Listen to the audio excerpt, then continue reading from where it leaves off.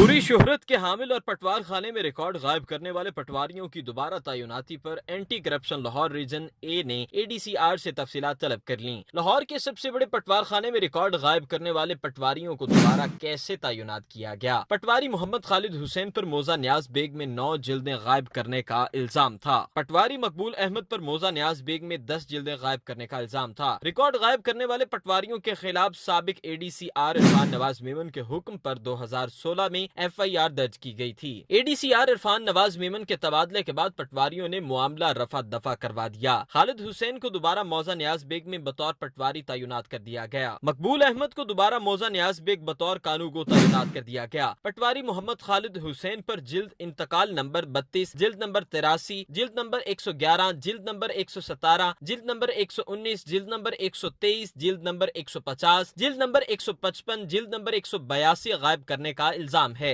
मकबूल अहमद पर जिल्द नंबर 8, जिल्द नंबर 12, जिल्द नंबर 125, जिल्द नंबर 136, जिल्द नंबर 148, जिल्द नंबर 163, जिल्द नंबर 223, जिल्द नंबर 236, जिल्द नंबर 333, जिल्द नंबर 375 गायब करने का इल्जाम है। एंटी करप्शन हुकाम ने दोबारा इस पटवार खाने में तैनात होने वाले रिकॉर्ड गायब करने वाले पटवारियों को 27 फरवरी को तलब कर लिया है, जबकि असिस्टेंट कमिश्नर सिटी से न्याज बेग पटवार खाने की इंक्वायरी रिपोर्ट तलब की गई है। Afzal Sayal, media 92 news, Lahore.